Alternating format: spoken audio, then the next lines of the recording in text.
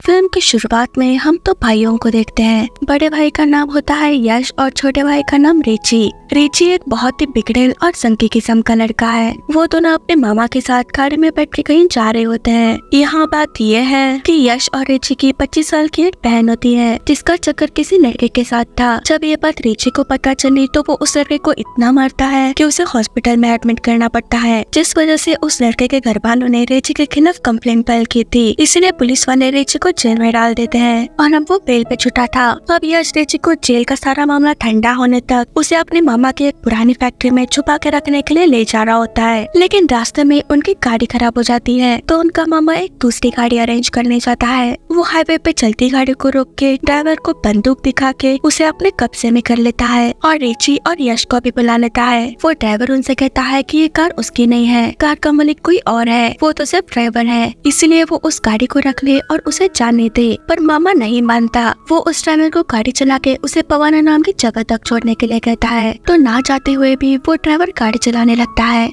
रास्ते में वो तीनों आपस में बहुत ही गंदी बातें कर रहे थे जो कि उस ड्राइवर को बिल्कुल भी अच्छा नहीं लगता।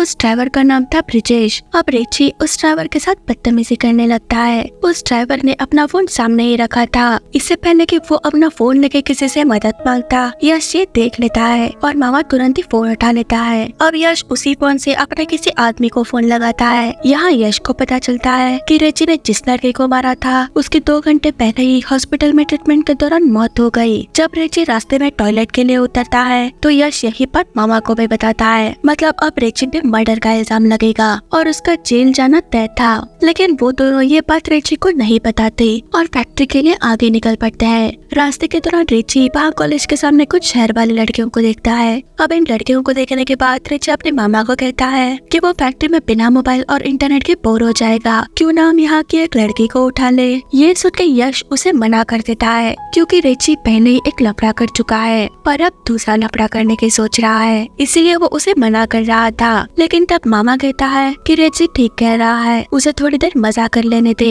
इस तरह से वो ड्राइवर को बोल के गाड़ी को एक लड़की के पास रुकवाने के लिए कहते हैं। लेकिन तभी उस लड़की के पास कोई लड़का आने की वजह से वो लोग उस लड़की को नहीं उठा पाते। ये सब देख के वो ड्राइवर फिर से उन लोगों को कहता है कि मेरे बीवी बच्चे हैं, आप लोग इस गाड़ी को ले लीजिए और मुझे छोड़ दीजिए, मैं इन सब में नहीं फंसना चाहता। लेकिन वो मामा फिर भी नहीं मानता। वो उस ड्राइवर को बंदूक दिखा के चुपचाप गाड़ी चलाने के लिए कहता है। थोड़ी देर बाद वो बस स्टॉप पे एक लड़की को देखते हैं। उस लड़की का नाम था साक्षी। वो उसे उठाने का तय करते हैं। साक्षी बस स्टॉप पे अपने कॉलेज बस का वेट कर रही थी। अब यश खुद गाड़ी से उतर के साक्षी के पास जाके खड़ा हो जाता है और मौका देखकर वो सब मिलकर साक्षी को उठा लेते हैं। साक्षी रोने लगती है। वो उन लोगों से रिक्वेस्ट करती है कि वो उन्हें छोड़ दे। वो अपने माँ बाप की एक लौती औलाद है और आज उसका कॉलेज में एग्जाम है। वो बहुत चीखती है, चिल्लाती है, पर वो लोग उसकी एक नहीं सुनते।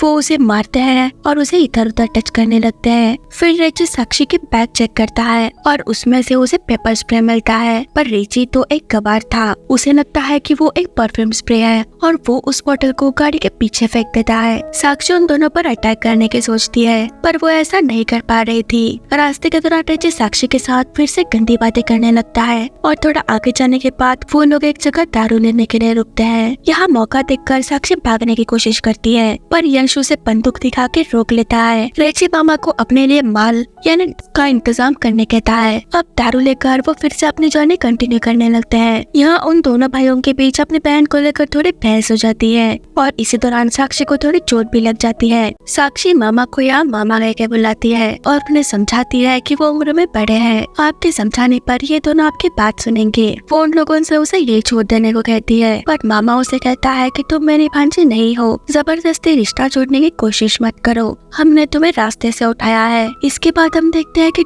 ना लेने के कारण रिची की हालत खराब होने लगती है तो मामा गाड़ी को एक खेत के पास रोक के ड्राइवर और साक्षी को गाड़ी के सामने वाली सीट पे बांध देता है क्योंकि रिची और यश ने दारू पी रखी थी और साक्षी भाग न जाए इसलिए उसने उन दोनों को बांध के रखा था। यहाँ साक्षी को उस गाड़ी में एक बड़ी टॉर्च मिलती है जिसे वो अपने पास रख लेती है। मामा एक आदमी से माल मंगवाता है। वो आदमी साक्षी को देख के मामा को कहता है कि मुझे मेरे खेत में कोई लफड़ा नहीं चाहिए, ये मान लो और जल्द से जल्द यहाँ से निकल जाओ। अब यश साक्षी का हाथ खोल के सामने के सीट से पीछे ले जा रहा था। तभी साक्षी मौका देखकर उस टॉर्च से यश के सिर पे अटैक करके भागते हुए खेत के अंदर जाती है। यश भी उसका पीछा करता है। यहाँ उन दोनों के बीच काफी चेजिंग होती है और जैसे ही साक्षी खेत में काम करे लोगों तक पहुँचने वाली थी, यश उसे पीछे से आके पकड़ लेता है और उसे उठा के दोबारा अपने साथ ले जाता है। यहाँ नशे में तो त्रिची को साक्षी की हालत देखकर लगता है कि यश ने उसके साथ ऑलरेडी मजा कर लिया है, इसलिए वो यश पे गुस्सा करने लगता है। यहाँ दोनों भाइयों के बीच बहुत बहस होने लगती है। इस दौरान वो ड्राइवर वहाँ से भागने की सोचता है, लेकिन फिर वो साक्षी को देखकर दोबारा गाड़ी के अंदर बैठ जाता है। मामा उन दोनों भाइयों को चुप कराता है और वो फिर से अपनी जर्नी कंटिन्यू करते हैं। यहाँ गाड़ी की धक्के की वजह से वो पीछे पड़ा पेपर स्प्रे साक्षी के पैरों के पास आ जाता है, तो साक्षी उसे अपने पास रख लेती है। तभी मामा देखता है कि गाड़ी का डीजल खत्म होने वाला है। वो उस ड्राइवर पे गुस्सा करता है। यहाँ पे वो ड्राइवर और साक्षी फिर से उन लोगों से रिक्वेस्ट करते हैं कि हमें छोड़ दे, हम यहाँ से चले जाएंगे, पर मामा उनकी एक नहीं सुनता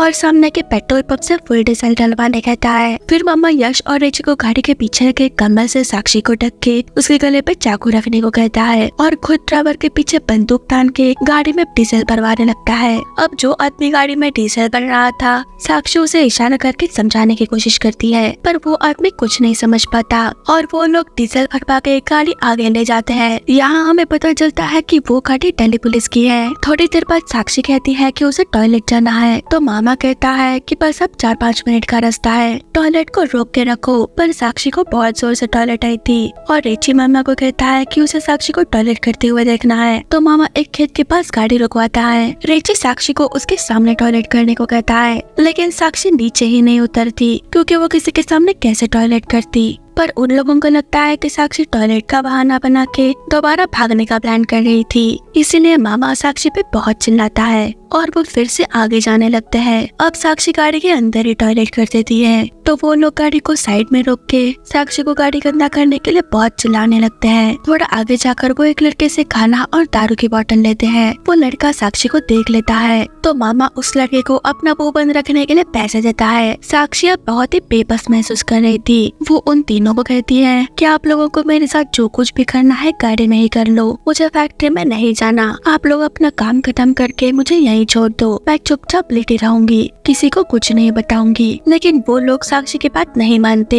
और फैक्ट्री पहुंच जाते हैं। वो साक्षी को अंदर घसीटते हुए ले जाने लगते हैं। यहाँ फैक्ट्री पहुंचने के बाद वो तीनों डिसाइड करते हैं कि वो उस ड्राइवर को मार देंगे। मामा उनसे कहता है कि मैंने आज तक किसी का खून नहीं किया, तुम में से कोई इसको मारो। तो रेची मामा के गन लेके जैसे ही ड्राइवर को शूट करने वाला होता है, साक्षी अपने पास रखा पेपर स्प्रे रेची की आंखों में स्प्रे करती है, पर वो स्प्रे काम नहीं करता। फिर से रेची जब उस ड्राइवर को मारने ही वाला होता है, तो साक्षी उस स्प्रे को अच्छे से हिलाकर रेची पर स्प्रे करती है, जिस वजह से रेची की आंखें जलने लगती है। अब साक्षी रेची की गन छीनने की कोशिश करती है। इसी हाथापाई के दौरान रेची से बंदूक चल जाती है, जो जाके यश को लगती है और वो वही मर जाता है। अब मौका देखकर ड्राइवर वहाँ से भागने लगता है, तो मामा उसका पीछा करता है, लेकिन इस बार वो ड्राइवर मामा पे अटैक करके उसे पीट पीट के अर्धमारा कर देता है। इधर रेची और साक्षी के बीच बहुत हाथापाई हो रही होती है, लेकिन किसी तरह साक्षी उसे बहुत मार के उसे बेहोश कर देती है और बाद में एक बड़ा सा पत्थर उठा के उसके सिर पे डाल के उसे मारे डालती है। तभी वो ड्राइवर वहाँ पे आता है, तो साक्षी वहाँ पर बंदूक उठा के ड्राइवर पे तान देती है। तब वो ड्राइवर उसे कहता है कि वो एक रिटायर्ड कांस्टेबल है और उन लोगों के साथ नहीं है, उन्होंने उसकी गाड़ी को हाईजैक कर लिया था। ये सुन के साक्षी उस गन को नीचे कर देती है और कहती है कि उसे घर जाना है। आखिर में वो ड्राइवर उसे घर के पास ड्रॉप कर देता है और साक्षी सड़क के पास एक बेंच पे बैठ जाती है। इधर भी कुछ लोग गाड़ी से जाते हुए साक्षी पे गंदे कमेंट पास करते हैं। अब साक्षी को इन सब पर बहुत गुस्सा आता है और वो सभी पर बहुत चिल्लाने लगती है। आखिर में हमें यहाँ एक मैसेज दिखाया जाता है। इंडिया में हर दिन लगभग 100 लड़कियों का अपहरण होता है और उनमें से कुछ ही सामने आती है, और इसी के साथ ही ये मूवी यही खत्म हो जाती है। तो दोस्तों, आपको हमारे एक्सप्लेनेशन कैसा लगा हमें कमेंट सेक्शन में जरूर बताना और वीडियो को लाइक और चैनल को सब्सक्राइब जरूर करना।